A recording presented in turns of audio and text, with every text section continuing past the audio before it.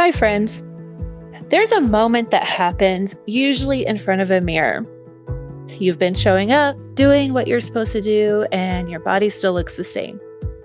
And the thought shows up, what am I doing wrong? Or why isn't this working for me?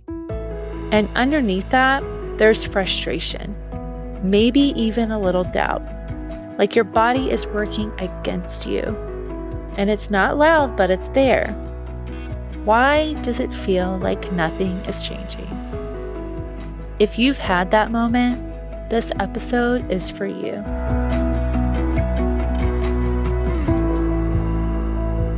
Welcome back to Your Relationships Are Keeping You Fat, the podcast where we look at the patterns shaping your health, your habits, and how you experience your body.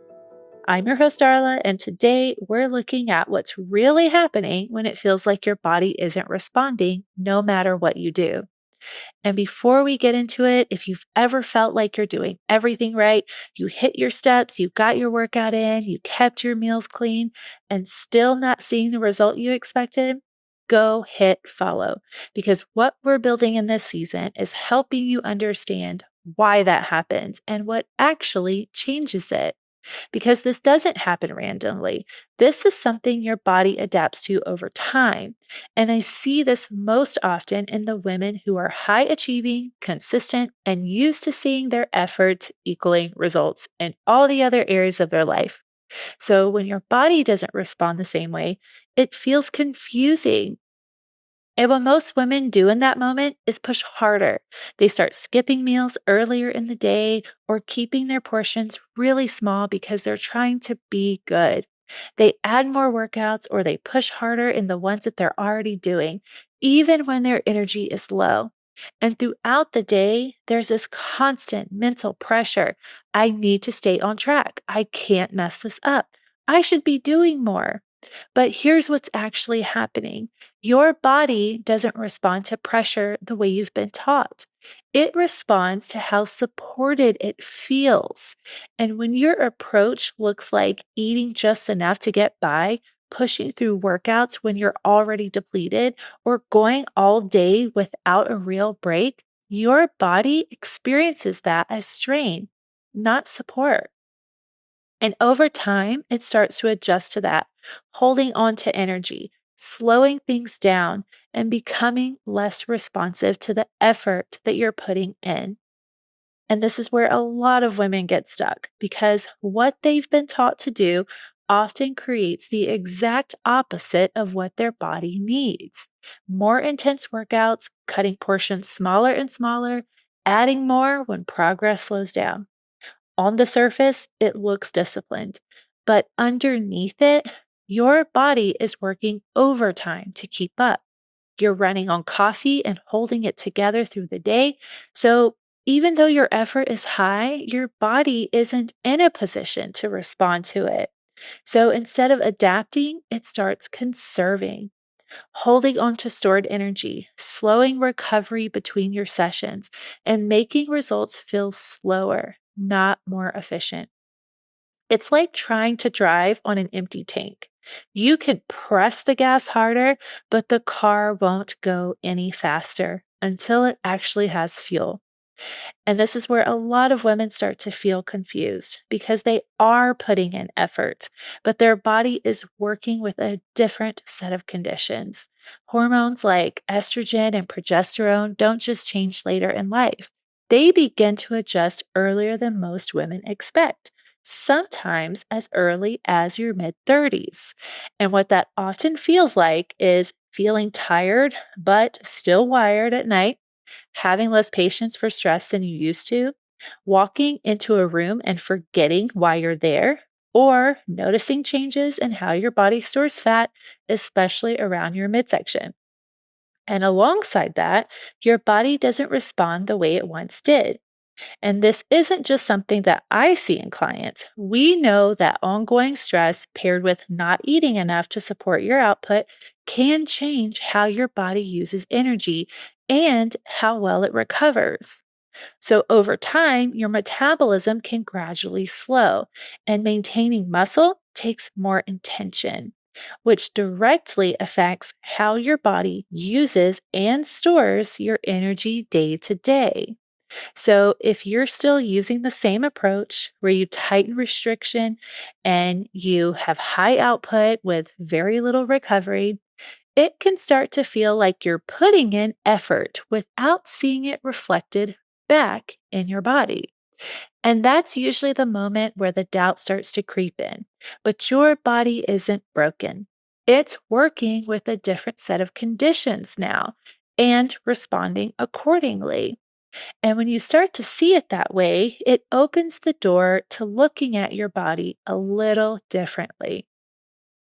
And this is where something like cycle awareness can be helpful, not as another set of rules to follow, but as a way to understand what your body is already moving through. Because your energy, your hunger, your recovery, they don't stay the same from one week to the next. There are times where you feel stronger, more energized, and more capable in your training. And then there are other times where you notice that your energy is lower, your patience is shorter, and it takes more to feel like yourself again. And when you expect those phases to feel the same, that's when your frustration starts to build. Not because you're doing anything wrong, but because your body is asking for something different. So instead of trying to force the same level of output, you start working with what's there. You lean in when your energy is available, and you ease back when your body is asking for more recovery. You add more nourishment instead of tightening your intake when your system is already carrying more load. And it's not to get it perfect, but to stay connected to what your body is telling you in real time. Because progress doesn't come from repeating the same routine every day. It comes from adjusting based on what your body can actually work with that week. And this goes beyond a monthly cycle. Some women have irregular cycles, some are in perimenopause, and some no longer cycle at all. But the principle remains the same. Your body still moves through rhythms. Energy rises and falls, your stress capacity changes, and your recovery needs vary. And when you start noticing those changes, your approach begins to reflect your real life instead of working against it. This is not more complicated. You're just more in tune. Your body isn't inconsistent, it's cyclical. And this is where many women get misled because a lot of what they've been taught to follow was never designed with their physiology in mind. Things like fasted training, extreme calorie deficits, they can leave you running on very little fuel without giving your body what it actually needs to respond. So you end up putting in effort, but not getting a return from it. And over time, your body adjusts to what it's been exposed to. If you've gone through phases of heavy dieting or long stretches of high output with low intake, your metabolism becomes more efficient, meaning it learns how to do more with less. So the same approach that worked before no longer creates the same results. And this is something that I see all the time in my clients. They'll say, I'm doing everything right. And at first glance, it looks that way. They're weighing in regularly, they're tracking their food, they're following a plan. But instead of focusing only on the scale, we start looking at what their days actually require from their body, because that's what your body responds to. And once we start paying attention to that, a different picture comes into view. We start to see long work days with no real breaks, meals skipped or pushed late into the day, and eating quickly at night once everything finally slows down. Stress that carries from morning to night, low energy going into workouts, or workouts getting skipped because there's nothing left to give. And suddenly, it's not that they were doing everything right. They were following a plan while their body was trying to keep up with everything else. And that's where the shift happens. The question becomes, what did my body actually have to work with today? Not, how do I push harder? And when that question changes, Their day starts to look different. Their meals become more regular. Their evening eating feels less reactive. Their recovery starts to improve, and their energy becomes more steady. And in many cases, within a week, we start to see movement on the scale and a change in their waist measurements. Not because their effort increased, but because the body is no longer operating under constant strain. Their cortisol begins to settle, and the body becomes more willing to use the energy that it's been holding on to. And I see this in both men and women: high stress, irregular eating, pushing through exhaustion, and a body that stops responding until what it's working with begins to change. So the issue isn't that you're not doing enough, it's that your body doesn't have what it needs to respond to what you're asking of it. And when that gap continues, it doesn't just affect your results, it starts to change how you see your body. Because now it starts to feel like you're putting in effort, you're trying to stay on track, and your body still isn't reflecting it back. And that's where your frustration starts to build. And over time, that frustration turns into control, trying to tighten things up, manage every detail, push a little further to get a result.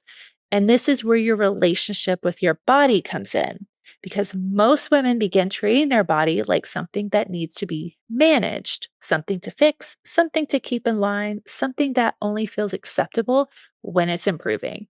So the focus becomes what needs to change, what needs to be adjusted, what should be further along by now. And that shapes how you move throughout your day. You override hunger, you push through fatigue, and you expect more, even when your body is already stretched thin. Not because you don't care, but because you're trying to create a result. But your body doesn't experience that as support. It experiences it as a demand. And over time, that creates distance where you're asking your body to change without really hearing what it needs to do that. And that's where things start to feel disconnected because the more you try to control it, the less it works with you. But your body isn't something to manage, it's a partner. And it works very differently when it feels like you're working with it instead of against it. And this is where your internal dialogue comes in, because the way you speak to yourself shows up in how you treat your body throughout the day.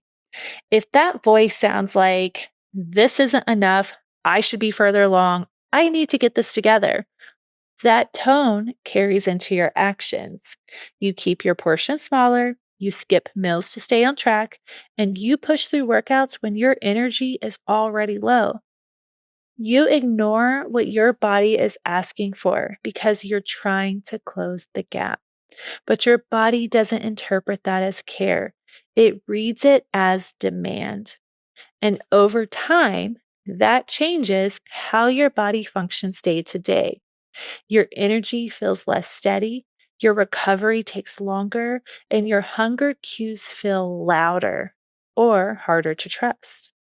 And not because your body is working against you, but because it's adapting to how it's being treated.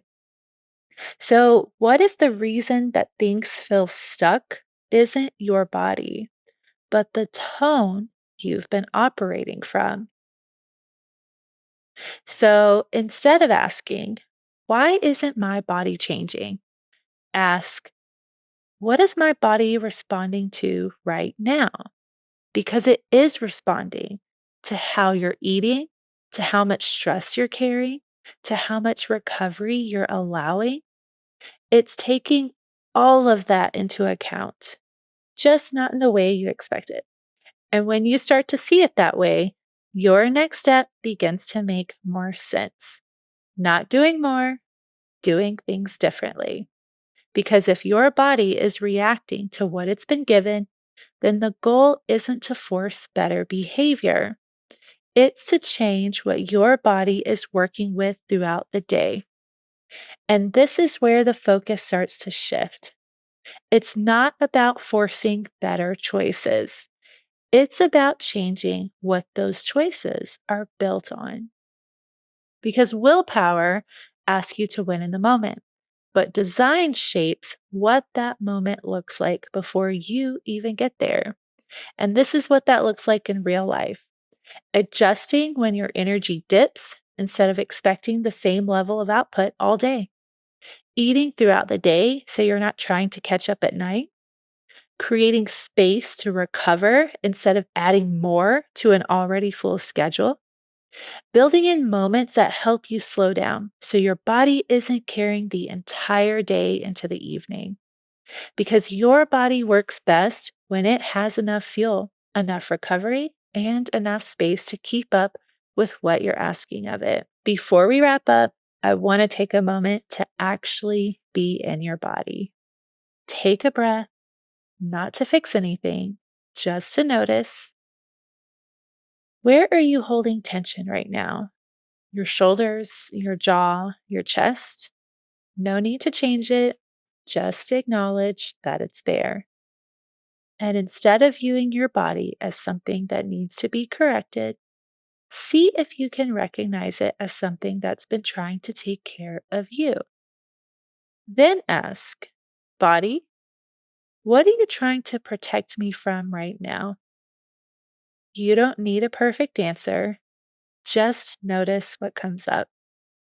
And before you move on with your day, make one small promise. Not about weight, not about doing everything right.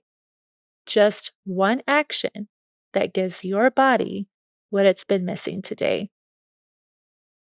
Your body isn't failing you, it's working with what it's been given: your days, your stress, your eating patterns, your recovery. And fat loss isn't decided by your most structured days. It's shaped in the moments like these, when you've been going nonstop, when meals were delayed or rushed, when you finally slow down and head to the kitchen for relief. Those moments aren't the problem. They're where your next decision begins. You're not someone who needs to try harder. You're someone learning how to work with your body differently. And as you move through this week, notice those moments. After a long day, when your energy drops, when your mind is still going, but your body is tired, not to fix them, just to understand what led up to them. Because the more clearly that you see what your body has been working with, the easier it becomes to move through those moments differently. Stay connected to that, and we'll keep building from there. And I'll see you in the next episode.